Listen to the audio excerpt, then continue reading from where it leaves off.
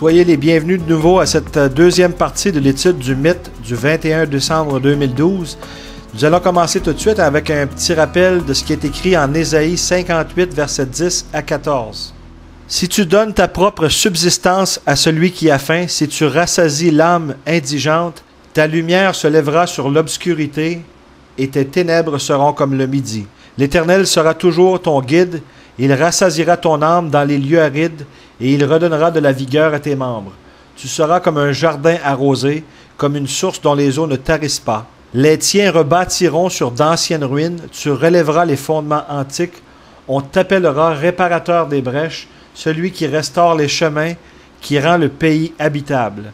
Si tu retiens ton pied pendant le sabbat, pour ne pas faire ta volonté en mon saint jour, si tu fais du sabbat tes délices, pour sanctifier l'Éternel en le glorifiant, et si tu l'honores en ne suivant point tes voies, en ne te livrant pas à tes penchants et à de vains discours, alors tu mettras ton plaisir en l'Éternel, et je te ferai monter sur les hauteurs du pays, je te ferai jouir de l'héritage de Jacob ton père, car la bouche de l'Éternel a parlé. » Avant de continuer plus loin, il serait bon peut-être d'abaisser nos cœurs en prière. Père éternel, nous te remercions pour ta présence bienfaisante, Père. Nous te remercions, Seigneur, de nous guider par ton Esprit Saint à comprendre ce que ton Esprit dit aux Églises, non seulement dans ta parole, Seigneur, mais aussi par les signes des temps qui sont arrivés à nos portes. Merci, Seigneur, de faire de nous des ambassadeurs par la puissance de ta parole et par le sang de Jésus-Christ, par le pouvoir de ton Esprit. Et au nom de Jésus, nous disons tous ensemble, Amen. Nous allons aussi nous rappeler ce que l'admonition contenue au Deutéronome 6, 4 à 9 nous rappelle. « Écoute Israël, l'Éternel notre Dieu est le seul Éternel.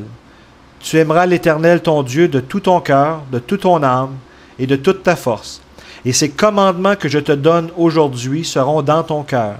Tu les inculqueras à tes enfants et tu en parleras quand tu seras dans ta maison et quand tu iras en voyage, quand tu te coucheras et quand tu te lèveras.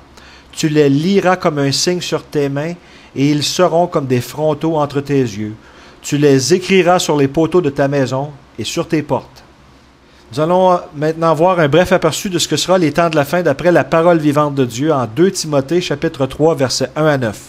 « Sache que dans les derniers jours, il y aura des temps difficiles, car les hommes seront égoïstes, amis de l'argent, fanfarons, hautains, blasphémateurs, rebelles à leurs parents, ingrats, irreligieux, insensibles, déloyaux, calomniateurs, intempérants, cruels, ennemis des gens de bien, traîtres, emportés, enflés d'orgueil, aimant le plaisir plus que Dieu, ayant l'apparence de la piété, mais reniant ce qui en fait la force.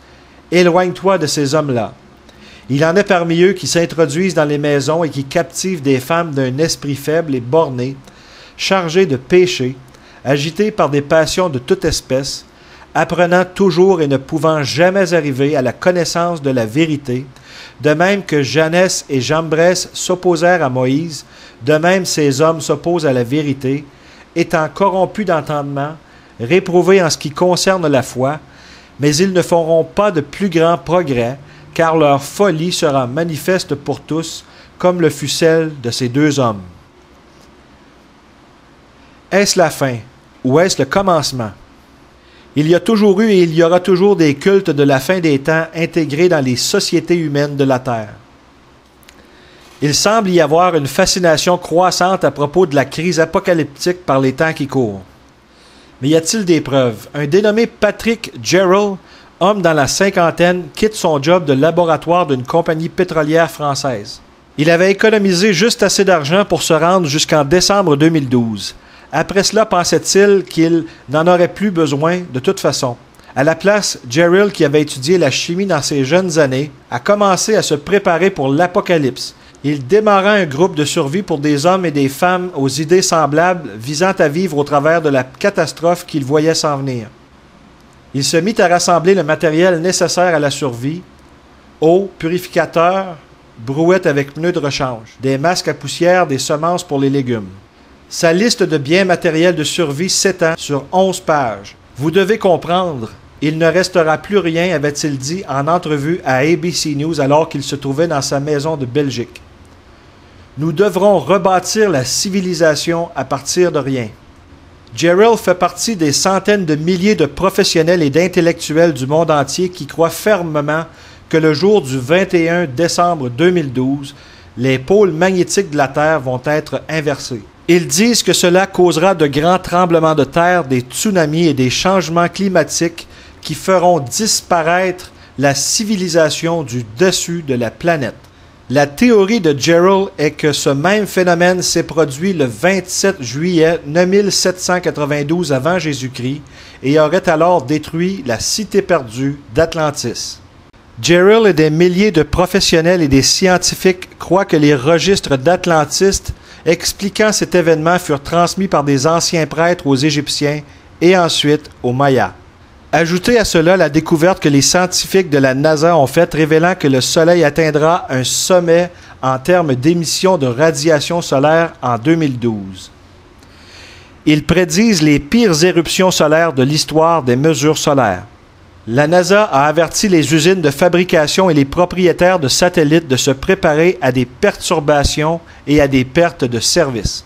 Géologues, météorologues et autres experts en sciences terrestres travaillant avec la NASA et NOAA avertissent les agences de se préparer à des changements de température inhabituels et à des tempêtes extrêmes au cours des 2 prochaines années. Ils avertissent les agences que l'alignement de la planète en 2012 entre le Soleil, la Terre et le centre de la galaxie pourrait causer des changements minimes mais significatifs dans l'attraction du Soleil sur la Terre, créant des changements dévastateurs dans le courant jet et même dans les pôles magnétiques de la Terre.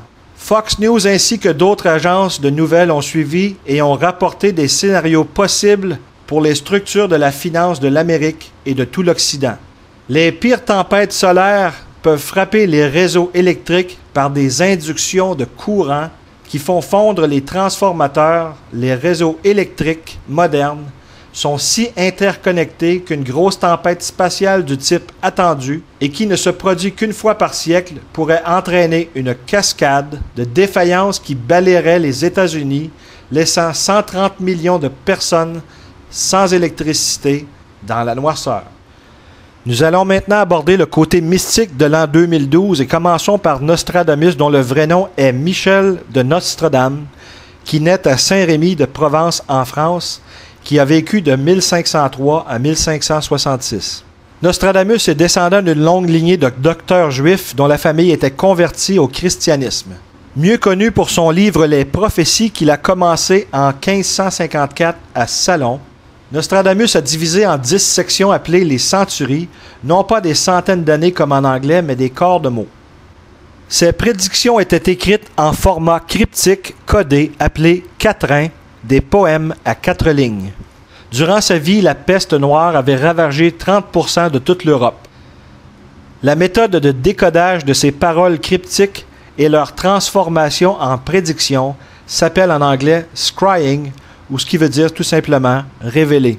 C'est la même technique utilisée par les leaders de l'occulte qui lisent dans les boules de cristal et dans des bols d'eau, etc. Ce sombre prophète se servait des bols d'eau pour entrer en transe et pour faire ressortir des prophéties. Cet homme était un portail pour le démoniaque, ses écrits, le résultat des paroles de transe. Quelques-uns avaient même prédit le 911 de New York au quatrain 187. En Osigé, séisme, feu du centre de la Terre fera trembler autour de Cité 9. 2 grands rochiers, longtemps, feront la guerre, puis Aréthuse, qui signifie la bouche du dragon, rougira, nouveau fleuve. Mais voici ce que dit vraiment le quatrain 187. En Osigé, séisme, feu du centre de la Terre, fera trembler autour de Cité 9. 2 grands rochiers longtemps feront la guerre, puis Aréthuse, rougira, nouveau fleuve. Plusieurs mystiques et nouvel-âgistes déclarent qu'un nouveau livre de Nostradamus traitant de 2012 a été trouvé. La journaliste italienne Enza Massa dit qu'elle a retrouvé le livre perdu en 1994. Elle dit qu'il était intitulé Vatinicia Code. Curieusement, Enza déclare qu'il fut donné à l'Église catholique romaine et n'avait pas fait surface jusqu'à maintenant. La chaîne History en a même fait un spécial télévisé, The Lost Book. Mais que dit la Bible? Voici ce que dit la Bible en Ésaïe chapitre 13, versets 5 et 13. « L'Éternel est les instruments de son indignation pour détruire le pays. C'est pourquoi je ferai trembler les cieux et la terre sera ébranlée de sa place. Par la fureur de l'Éternel des armées au jour de l'ardeur de sa colère. » Et voici ce qui est écrit en Révélation chapitre 6, versets 12 à 17. « Je regardai quand il ouvrit le 6e sceau, et il y eut un grand tremblement de terre. Le soleil devint noir comme un sac de crin, la lune entière devint comme du sang. Et les étoiles du ciel tombèrent sur la terre comme lorsqu'un figuier secoué par un vent violent jette ses figues vertes. Le ciel se retira comme un livre qu'on roule, et toutes les montagnes et les îles furent remuées de leur place. Les rois de la terre, les grands, les chefs militaires, les riches, les puissants, tous les esclaves et les hommes libres se cachèrent dans les cavernes et dans les rochers des montagnes. Et ils disaient aux montagnes et aux rochers, « Tombez sur nous et cachez-nous devant la face de celui qui est assis sur le trône et devant la colère de l'agneau, car le grand jour de sa colère est venu, et qui peut subsister? » Ces écritures en contexte parlent ici de la deuxième venue du Christ et du dernier 1000 ans sur terre. Rappelons-nous ce que démon veut dire. C'est un être mauvais, trompeur, malicieux et destructif qui amène l'œuvre de la mort dans la personnalité, l'action, la pensée et les réactions. Les grandes tempêtes qui auront lieu avant la tribulation seront des tempêtes sociales. Tandis que le monde s'inquiète du matériel, Dieu nous avertit à propos du spirituel. Voici ce que dit vraiment la parole de Dieu. En 2 Timothée chapitre 3 versets 1 à 5. « Sache que dans les derniers jours, il y aura des temps difficiles, car les hommes seront égoïstes, amis de l'argent, fanfarons, hautains, blasphémateurs, rebelles à leurs parents, ingrats, irréligieux, insensibles, déloyaux, calomniateurs, intempérants, cruels, ennemis des gens de bien, traîtres, emportés, enflés d'orgueil, aimant le plaisir plus que Dieu, ayant l'apparence de la piété, mais reniant ce qui en fait la force. » Première condition de la tempête. La société deviendra un endroit très dangereux où vivre avec une famille. Ce sera chacun pour soi. Deuxième condition de la tempête. L'autorité sera haïe et méprisée. Il y aura une crise d'autorité absolue à tous les niveaux, gouvernement, Église, famille.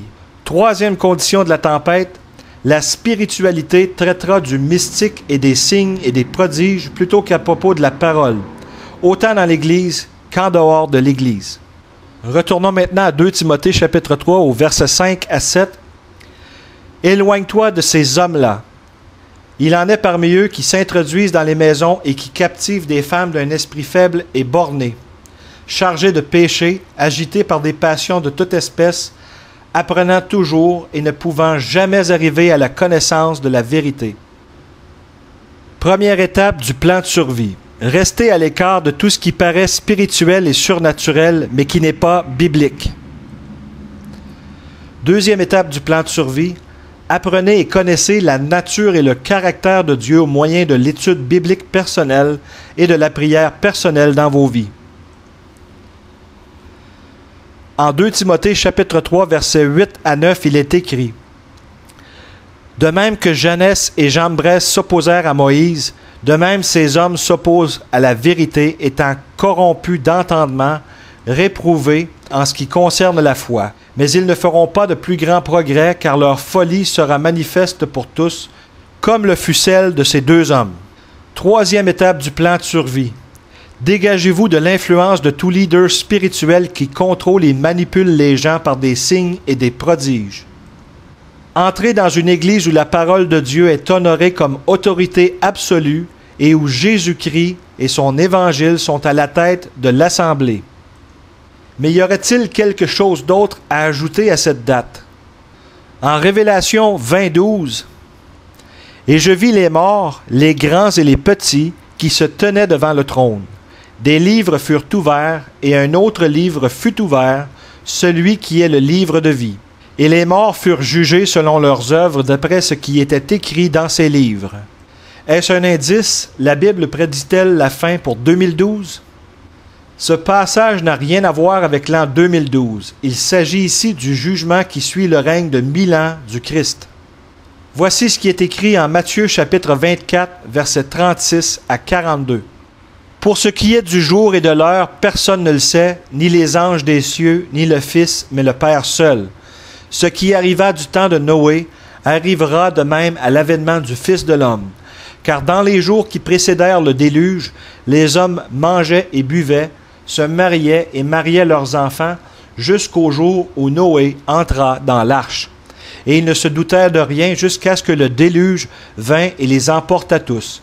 Il en sera de même à l'avènement du Fils de l'homme. Alors de deux hommes qui seront dans un champ, l'un sera pris et l'autre laissé. De deux femmes qui moudront à la meule, l'une sera prise et l'autre laissée. Veillez donc, puisque vous ne savez pas quel jour votre Seigneur viendra. Pour la séquence exacte des temps de la fin, lisez vos Bibles. Nul besoin de consulter les astres lorsque nous pouvons consulter celui qui les a faits par sa voix. Et ce, 24 heures sur 24. Dieu aura toujours le dernier mot.